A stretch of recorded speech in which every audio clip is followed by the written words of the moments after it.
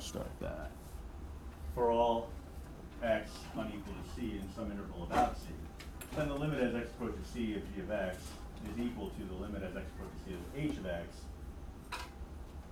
equals L. Then the limit as x approaches c of f of x equals L, which I think makes perfect sense, totally, without further explanation. So moving on to example, no, I'm just kidding. That was a joke again. So it's a weird one, but I think if you really kind of dissect it, it should actually make perfect sense. Okay, it's just, this is another case of a mathematician or a textbook author attempting to impress their peers, which is generally the case whenever you see anything online in textbooks. If you're looking for an explanation other than, you know, like Khan Academy and stuff like that, if you're looking for an explanation of how things typically work, and you find a nice video or something, or you find the title of a video that seems to make perfect sense as to what it is you're looking for, and then you start listening to it, and it's just making the situation worse, that's because the person there doing the video is just trying to impress people, right? And so the idea here is to not do that, is to try to actually explain it. So I sent out 2 videos. It'll come at like 9:30, I think, again. They're actually Khan Academy videos, but they're related to epsilon delta. They rehash a lot of the same stuff that I said, but they extend on it in a numerical sense. So if you had a little trouble with that separate problem I sent out yesterday, the videos might actually help with that. So it's a recommended listen. All right. So anyway, what this is telling us is that if you have a function that's in between 2 other functions, then if you were to take the limit of those 2 outer functions at a particular c value and get the same result, because this function is squeezed in between those other 2 functions, they would necessarily have the same limit, or it would have the same limit as the 2 outer limits. It's when the 2 outer limits are different, that's when you have a problem. All right. So that's why I went for the squeeze theorem, because you have one function being squeezed in between 2 others. All right. So if you have a limit here that's the same as the limit there, and you know this is in the middle of these 2, then they would necessarily have to be the same. All right. So that's all well and good in theory. This is another case of, I show you a nasty formula that doesn't necessarily equate to a process. All right, so that's what we were talking about yesterday. All wise-assery aside, you have theorem and then some practical approach. The practical approach doesn't always emerge obviously from the theory. So let's see if we can kind of figure this out. I don't know if I want to start with this example though. Let me actually start with example 2. So I'll take that as a typo, because example 2, if memory serves, is the one that was from the continuity lesson. And that would be a good place to start. So if somebody wants to submit as a typo, swap examples 1 and 2, that I would take that. All right. So let's go with number 2.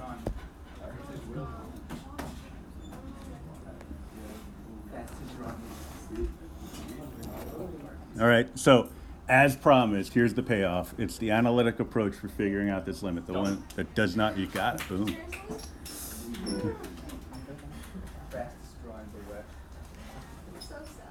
And there it is, yeah.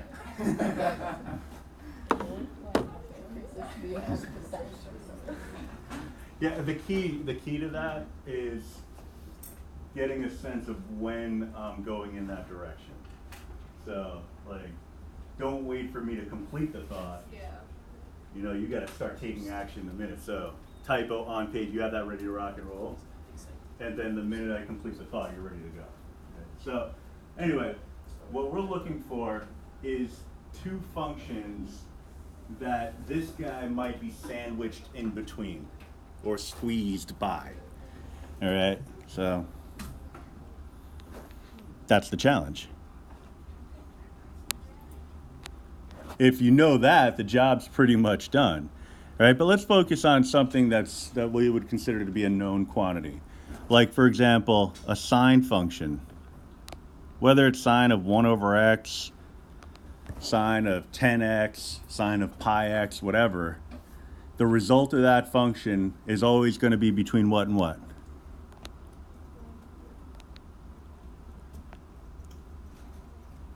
Negative 1 and 1, right?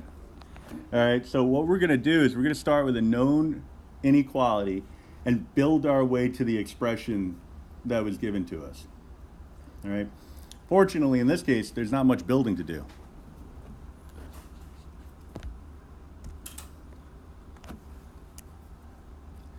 All right, so if I want the middle expression to be the given, so I want this to become this whole shebang, I want to multiply, oh, that's just poor quality. I want to multiply the whole thing by x squared. So we'd be looking at negative x squared less than or equal to, I'm going to leave a little room here for no apparent reason.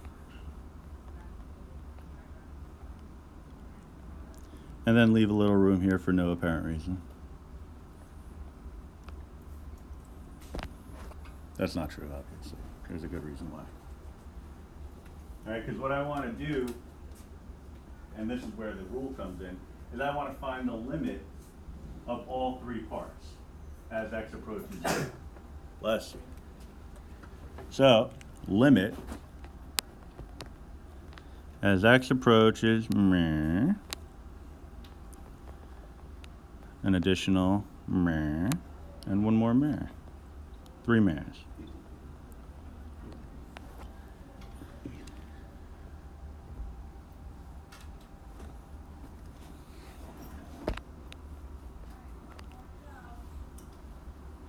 All right, the two outers we should be able to get just by using analytic approaches, aka substitution. So plug in a 0 for x and you get a 0. Plug in a 0 for x and you get a 0.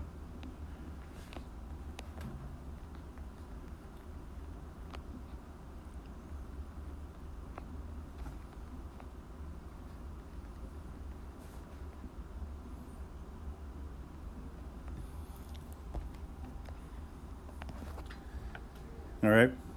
Prior to applying the limit, we were justifying the, I forget what the order was, and I don't want to scroll back, but the f of x, g of x, h of x relationship, where one function was in between the other two.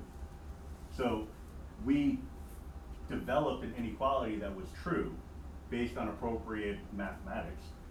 So what we're getting at is the idea that this, whatever it is, has to be in between these two functions.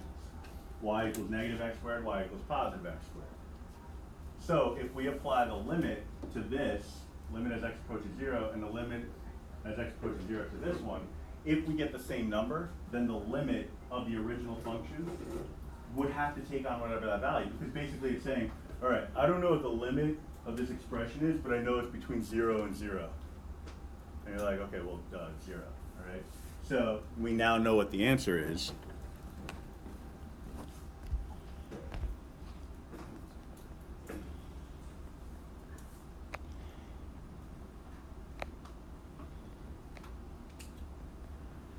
Something we got visually last week, oh, maybe Monday, I don't know, one of those days. But we now know that the limit is equal to 0. We got it graphically, now we got it analytically. Question? Where did -1 and 1 come from? Oh, a sine function has a range if you actually draw a sine wave, yeah.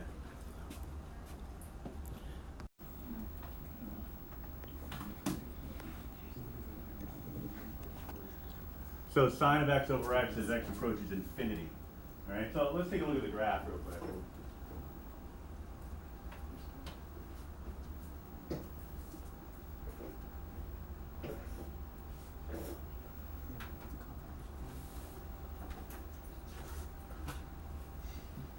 do a zoom trig.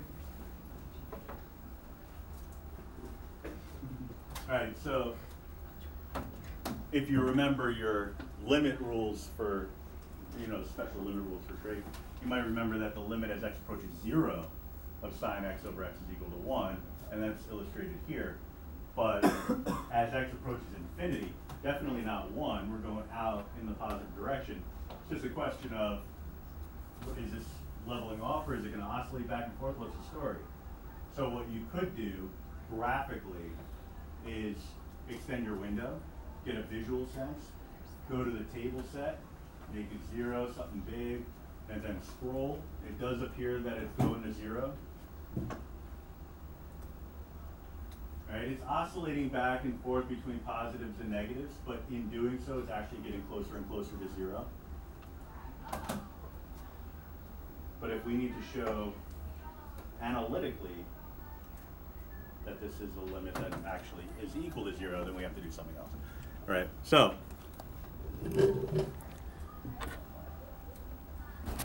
we could try a couple of things.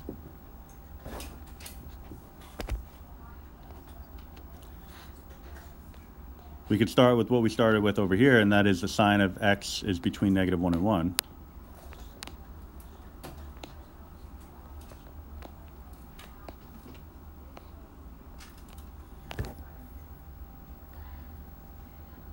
Reasonable piece of information.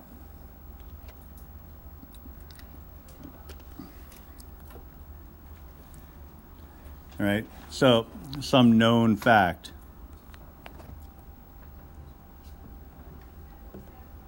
Now we just want to manipulate this expression in order to get, and by the way, I said there's a couple things that we can do. There's a way to do it that doesn't involve starting with the sine function, but we'll cross that bridge when we get to some of the practice examples. I want to make the sine of x into a sine of x over x.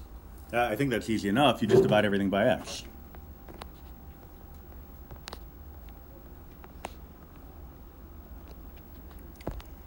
So then we would apply the limit. As a shortcut, I'll accept this.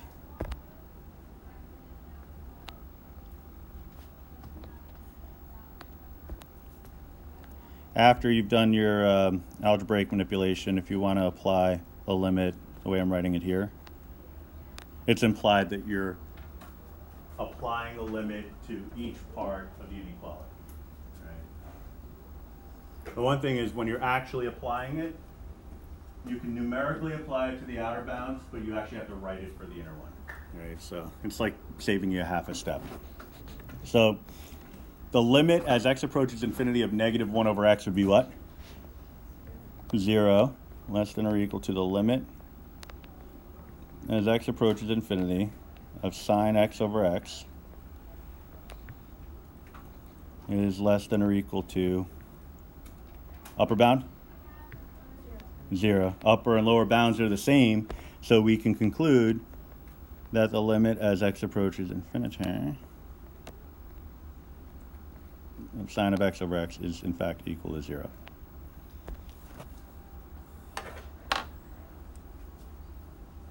All right, so you might be wondering, okay, we're focusing on sine here a little bit. What about cosine? So play out in your mind this exact same process for cosine. So just step by step. Would you get a different answer?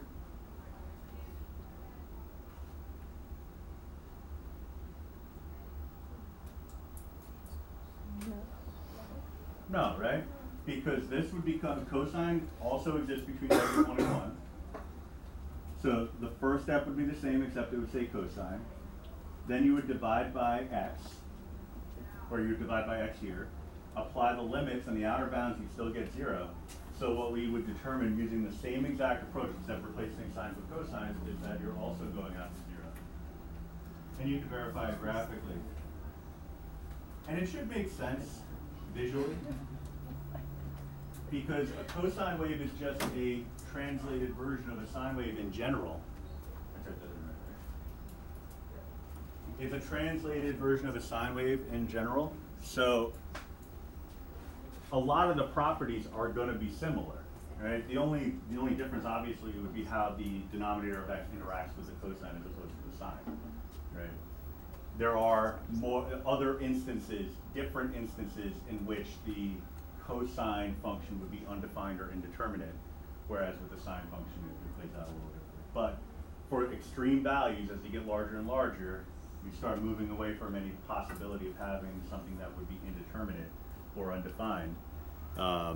It becomes more and more consistent with the sine function, all right?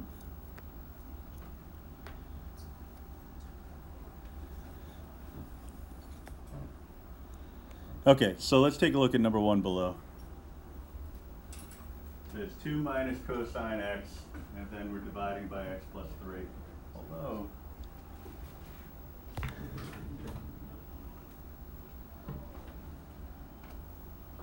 I guess it's fine. Yeah, I'll do this one. All right, because numbers 2, 3, and 4 are just jazzier versions of what we're going to do in number 1. So if you're with me on this process, we should be all right. So we have a 2 minus cosine of x is part of our numerator. We could try to come up with an inequality that plays to that and then go from there. We could also break up our limit into 2 separate limits because we have a subtraction in our numerator. That's actually the approach I want to take, because even though you can get it the other way, I want to show you how you would do it if you had something that's completely variable based, so without the trig in it. So let's rewrite this as the limit as x approaches infinity of 2 over x plus 3 minus the limit as x approaches infinity of cosine x over x plus 3.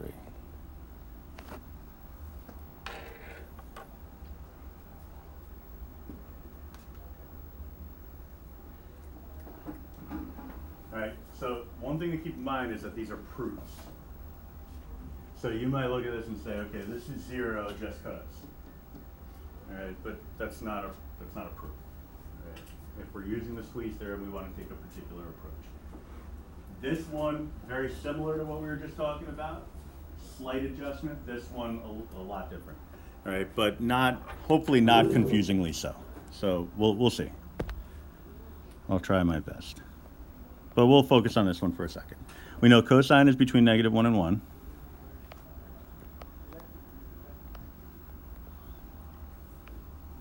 And we know we could divide each part by x plus 3. All right, so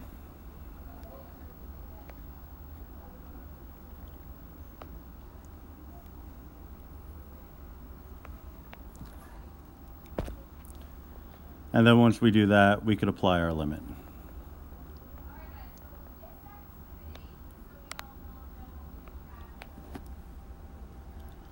All right, so outer bounds in both cases. Again, it's kind of fishy because I'm telling you that in a second that we're going to have to prove this using a different technique, whereas here we're going to use an intuitive approach. The instructions on a quiz or a test will be very clear as to what you need to do and what you can kind of skip steps on. But anyway, you gotta do it. All right, so lower bound we're going 0, upper bound we're going 0. So we're saying by the squeeze theorem,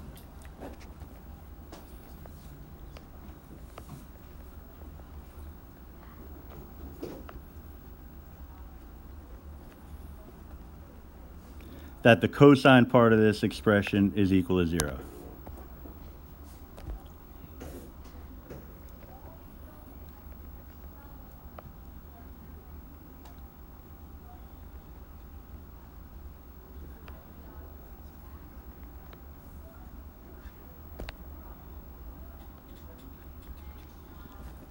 All right, so again, this component here we're doing intuitively, but now I'm going to show you how you would do it explicitly, right, using the squeeze theorem. Hmm. Why did you change to x approaches 0? Oh, because I was not thoroughly paying attention to what I was doing.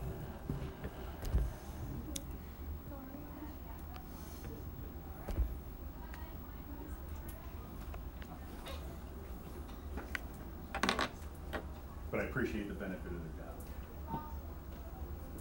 So this guy, let's learn how to do it analytically using the squeeze theorem. It'll be pretty interesting. Just like in the case of, I'll just do it like this. Just like in the case of the trig stuff, we're looking for some definite relationship that exists, right? So the issue is we don't have something nice like with a cosine or a sine function between -1 and 1. But then you think about it, if you had something like, I don't know, a secant function or a tangent function, you'd have to make some kind of adjustment there too. You know, because like a secant function is not bound between -1 and 1. But the reciprocal of it is, so maybe you can do something with that, right? Here, you don't have any of that to rely on. But we have some rational function relationships that we can rely on, all right? So what I'm going to do is I'm going to look at the parent function that would exist here, all right? Just a simple parent function, 1 over x. All right, the parent function of any rational function is just 1 over x. It's how you manipulate that makes it into the other rational functions. Do you then incorporate a numerator factor? Do you translate it horizontally? Right? Any number of possibilities. Do you raise the variable to a power? Right? All sorts of different things going on there. Right? So, but what I do have here is an x plus 3. So let me make a note of that.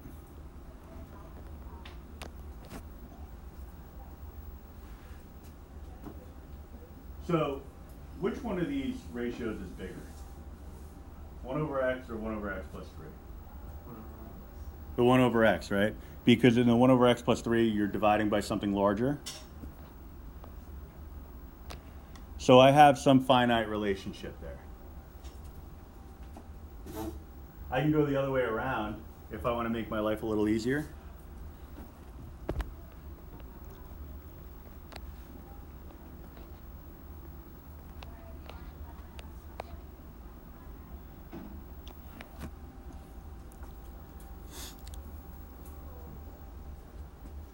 All right, so we have some relationship that we could rely on. Now we just have to do something with this. The issue here is that we could be looking at a size relationship that is either positive or negative.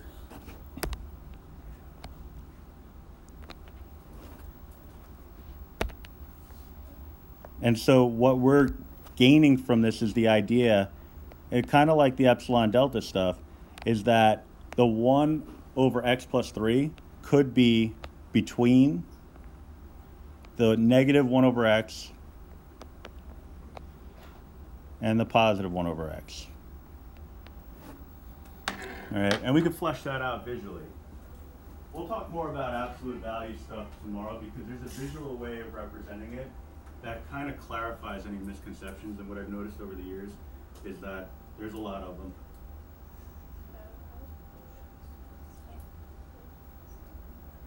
I'm going to type this in as. So, negative 1 over x, positive 1 over x should surround the 1 over x plus 3. So let's take a look at it. I can give you the short version of it today, but there's more to it than that.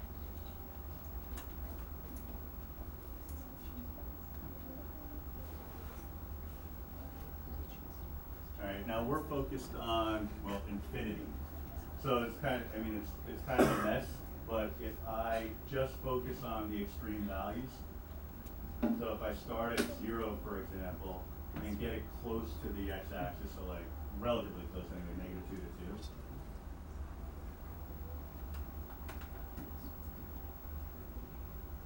You have 3 curves and one of them sandwiched in between the other.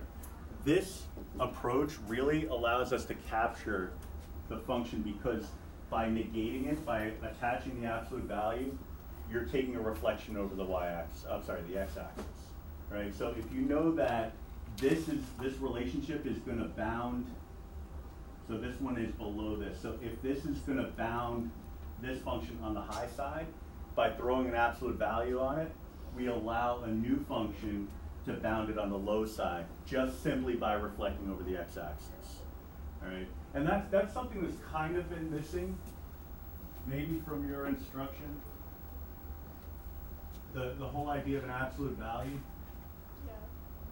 Because, and it's very kind of disheartening, but let me just give you the quick version here. Very, very quick. Zoom 6, the line y equals x. Standard function, right? So an absolute value takes any function and makes it non-negative, right? So it takes a number, makes it non-negative, so why wouldn't it do the same thing for a graph? So I have a line here. Here's my negative part of the line. Absolute value will make that non-negative.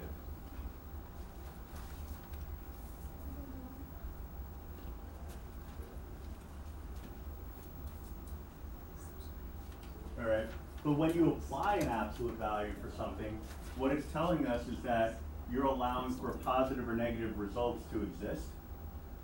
So that's really saying that if I'm just looking at 1 over x plus 3, it could be positive or negative, but I'm guaranteeing that the result would be positive, so the size relationship will be maintained. All right, so I have an activity tomorrow that's going to really help flesh this out. So I think hopefully it'll make a lot more sense then. Because in Calc 2, I was going over the concept of areas, and well, I'll just give you that real quick. There's like some crazy functions, you know, something like this. Maybe it's piecewise, and you have to find the area contained between the function and the x-axis, but only positive areas. And so, since the calculator would just report negative areas if it's below the axis, by taking the absolute value of just this component. Can I draw a reflection? I don't think I can. Oh, that hurts so much. All right, so this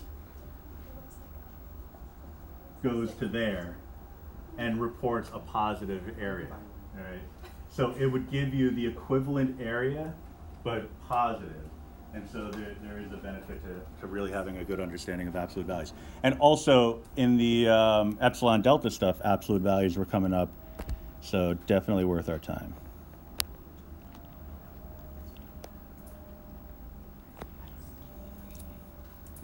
All right, so outer bound, 0. Inner bound, well, inner function. Oh, I put a equal sign.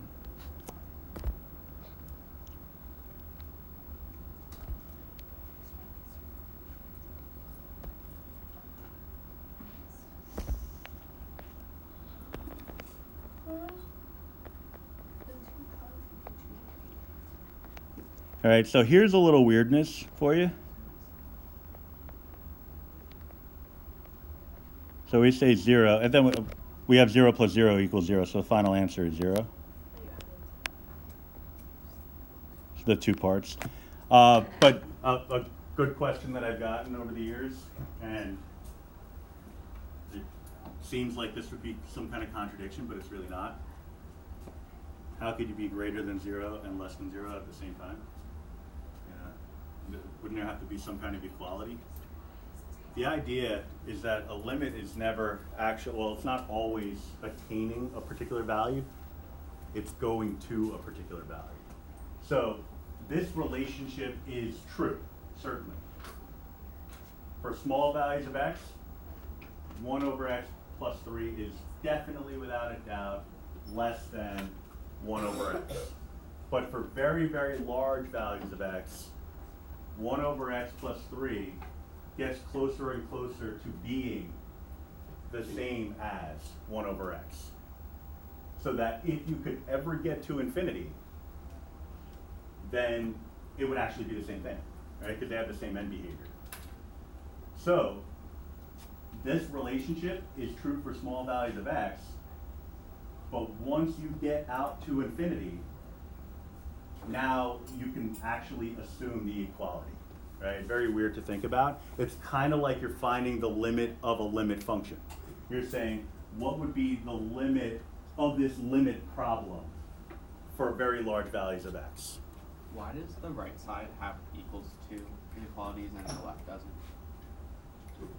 Like in the other part of the Oh, the other part. work, Let me the zoom. One has greater than or equal to, and one that the left side doesn't. Because a cosine function can actually be equal to -1 and 1. Okay. Here, for small values of x, not necessarily. All right, so basically, long story short on this one is that we allow for this slight contradiction to exist, because even though it's not necessarily true for small values of x, for large values of x, we can think of it as